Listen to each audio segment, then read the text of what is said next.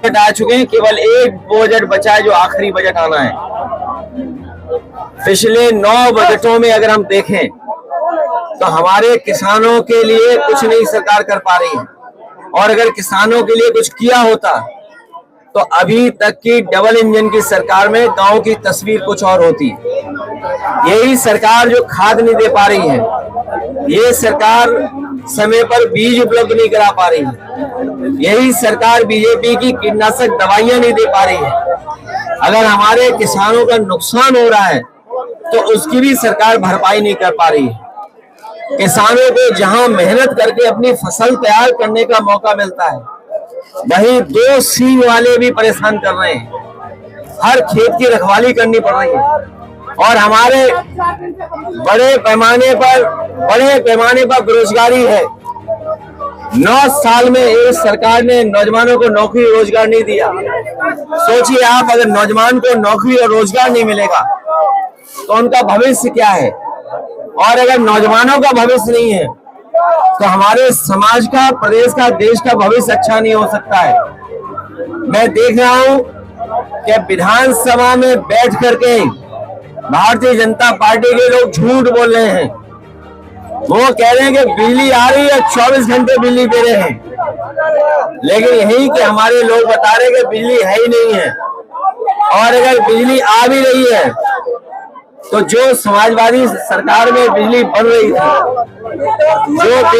रही थी उसको महंगा करके गरीबों को दे रहे हैं, उनसे ज्यादा पैसा वसूल रहे हैं। जीएसटी बढ़ाते बढ़ाते हमारे किसानों की हर सामान पे जीएसटी ले रहे हैं, उससे उनका सामान, इक्विपमेंट सब महंगे हो रहे हैं।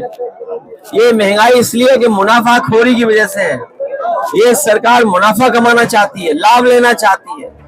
और अभी तो सुनने में आ रहा है कि अमेरिका से जो अपने मित्र बताते थे राष्ट्रपति जी को, वो भी अब इनका साथ नहीं दे रहे हैं। ये लोग हमें और आपको उलझा रहे थे ट्रिलियन ट्रिलियन कह करके, ट्रिलियन ट्रिलियन कि हम ट्रिलियन ट्रिलियन की अर्थव्यवस्था बनाएंगे। लेकिन अमेरिका से राष्ट्रपति ने कह दिया कि 21 मिलियन हमने पैसा भेजा है यहाँ पर, हमें आपको उलझा दिया ट्रिलियन ट्रिलियन में, और खुद 21 मिलियन पता नहीं कहां पहुंचा दिया है। कारखाने बंद होने जा रहे हैं। अभी अमेरिका से कई उद्योगपतियों को ब्लैकलिस्ट कर दिया राष्ट्रपति ने वहां के, और हमारे मुख्यमंत्री कह रहे हैं कि अंग्रेजी कौन सीखेगा, कौन नहीं सीखेगा।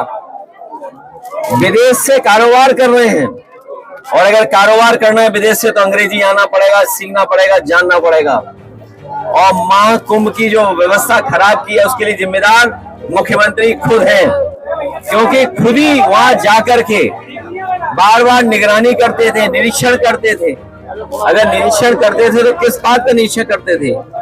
जो लोगों की जान गई है कुंभ में, उसकी सूची नहीं दे पा रहे, नाम नहीं बता पा रहे हैं।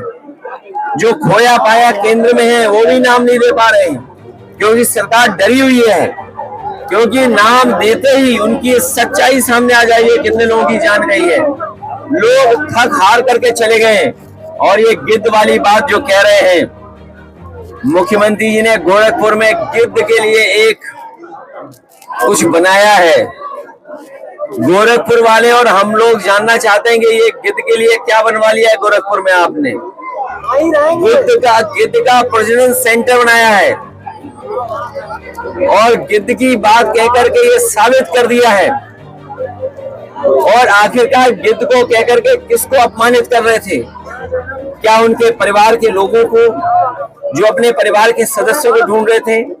एक बेटी अपनी माँ को ढूंढ रही थी, भाई भाई को ढूंढ रहा था, लोग आकर के अपने घर वालों को ढूंढ रहे थे जो अभी तक नहीं मिले हैं। क्या ढूंढने वालों को सरकार गिद्ध बोल रही थी? और सबसे बड़ा सवाल है, ये जो सुअर का नाम ले रहे हैं, ये हम लोगों ने किसी ने नहीं कहा कि पानी खराब है गंगा का। सेंट्रल पॉल्यूशन बोर्ड ने कहा है कि ये गंगा का पानी खराब है। गंगा का पानी नहाने लायक भी नहीं है, आचमन तो भूल जाइए। तो सोचिए सरकार किसको सुअर कह रही थी?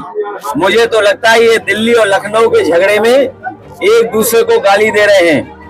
अगर उत्तर प्रदेश के बोर्ड कह रहा है, उत्तर प्रदेश का पॉल्यूशन बोर्ड कह रहा है कि पानी साफ है, और दिल्ली का पॉल्यूशन बोर्ड कह रहा है कि पानी खराब है, तो इसका मतलब है लखनऊ वाले दिल्ली वालों को सुअर कह रहे थे। ये जिम्मेदारी किसकी है? ये जिम्मेदारी दोनों सरकारों की थी। ये डबल इंजन नहीं, डबल ब्लंडर वाली सरकार है। इंजन टकरा रहे हैं, डब्बे टकरा रहे हैं, और जनता भी इंतजार कर रही है कि इस बार इनके पास जब चुनाव होगा, सूखे पत्ते की तरह भारतीय जनता पार्टी का सफाया हो जाएगा। इस तरह की जो भाषा संसद में यूज हो रही है और ये दिवाली का ये भाषा किस ओर इशारा करती है? क्या भगवा कपड़े पहनने से ही कोई योगी हो जाता है क्या? और हमारे भारत के लोग और खासकर गांव के लोग रामायण को जानते हैं, देखते हैं रामायण को।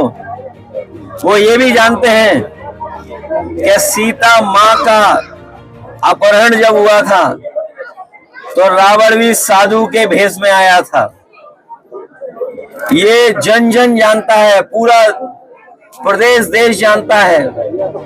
जितने लोग सनातनी लोग हैं वो जानते हैं, हिंदू समाज के लोग जानते हैं जो है कि जब रावण को सीता माँ का हरण करना था तो रावण साधु के भेष में आया था।